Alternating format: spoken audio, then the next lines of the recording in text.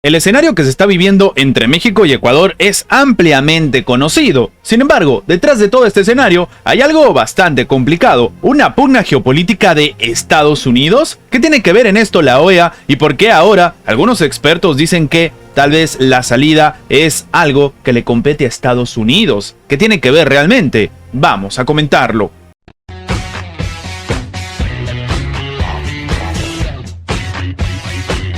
El organismo adecuado para resolver la crisis diplomática que se está viviendo en este momento entre México y Ecuador debería ser la Comunidad de Estados Latinoamericanos y Caribeños, y no la Organización de los Estados Americanos. ¿Pero por qué? Porque lo que se comenta es que la OEA solamente obedece a los intereses de Estados Unidos, o al menos esto es lo que consideran diferentes expertos, como es el caso de Ricardo Salgado, ministro de la Secretaría de Planificación Estratégica de Honduras. Ahora, hay un escenario bastante curioso. Para que se entienda, básicamente se ha generado un rompimiento diplomático entre ambas naciones y esto ha generado reacciones de ambos organismos. La CELAC ha anunciado reuniones urgentes para el 8 y 9 de abril, mientras que la OEA solo estimó necesaria una sesión del Consejo Permanente sin proporcionar una fecha específica. Actualmente, Honduras ostenta la presidencia pro tempore de precisamente la CELAC, integrada por 33 naciones de Latinoamérica y del Caribe. Sin embargo, no sería una buena idea que la OEA termine interviniendo en este conflicto entre México y Ecuador, porque es un elefante blanco, como algunos dicen, que ha servido como una suerte de agente por excelencia de Estados Unidos. Al menos, esto es lo que están considerando funcionarios en Honduras. Lo que se comenta es que, según ha comentado el propio Salgado, todos saben que la OEA es un organismo funesto, que solo sirve a los intereses oscuros de la gente más perversa de este continente, que por cierto, todavía está en silencio a esta hora después de lo que ha sucedido y ha ejecutado el gobierno ecuatoriano del señor Noboa. Terminó criticando Salgado, porque claro, no se ha hablado de la acción de Ecuador contra la embajada mexicana precisamente en territorio ecuatoriano. Lo que comenta en realidad es que este silencio que hasta ahora ha guardado Estados Unidos al respecto ya nos está diciendo ciertas cosas. El ministro ha dicho que esta es una actitud de hecho esperada, aunque bastante ilustrativa, del tipo de política que tiene Washington hacia la región latinoamericana.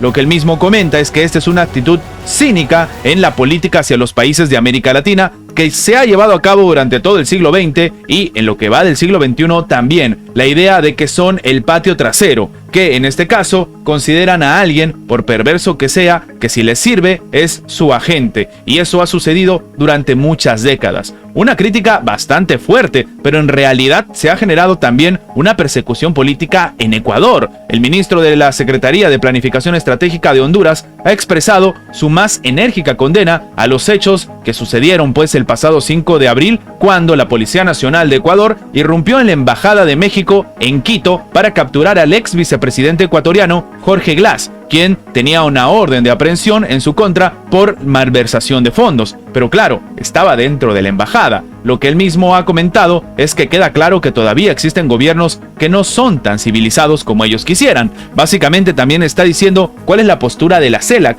una mucho más agresiva en contra de Ecuador por esta acción, mientras que del otro lado tenemos a la OEA que no ha dicho nada, al igual que precisamente Estados Unidos. Lo que se comenta a través de la postura de la CELAC es que para ellos Jorge Glass es una víctima desde hace mucho tiempo de una persecución de carácter político a través de la vía jurídica que surgió de una modalidad que comenzó justamente con el golpe de Estado en Honduras del 2009 y que fue básicamente puesta en práctica por Estados Unidos con la intención de dañar a los gobiernos que tratan de actuar con algún tipo de nivel de soberanía, o al menos esto es lo que comenta Salgado. Debemos recordar que en este complicado escenario, curiosamente se está metiendo mucho Estados Unidos, y para algunos expertos esto puede significar un antes y un después en la geopolítica actual. ¿Por qué? Porque estamos hablando de una zona de influencia que Estados Unidos ha ido perdiendo y que, como hemos comentado en anteriores videos, tiene una pugna directa con China. ¿Realmente vamos a ser testigos de la actividad de Estados Unidos en este escenario?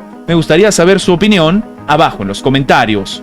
Como si se tratase de una situación que no tiene nada que ver con ellos, el Pentágono ha asegurado que es correcto el ritmo en el que se le está enviando las armas a Ucrania. Sin embargo, los altos funcionarios ucranianos han dicho algo completamente diferente. Ellos han dicho públicamente y ante la prensa incluso de Occidente que la ayuda llega tarde, y esto es porque Occidente realmente no tiene la tecnología necesaria para hacer frente al ejército ruso. Es decir, para Ucrania, la responsabilidad de todo lo que está pasando es de la OTAN. Así como lo están escuchando, funcionarios ucranianos le han dicho al medio político que el armamento y los equipos militares que reciben de Washington llegan con mucho retraso, por lo cual ya podría ser muy tarde para cambiar el rumbo del conflicto a favor de Ucrania. Los mandos ucranianos también se quejaron de que Occidente no dispone de tecnología necesaria para ayudar a Ucrania, el campo de batalla, ni tampoco han suministrado armas con la rapidez necesaria para seguir el ritmo del conflicto de Kiev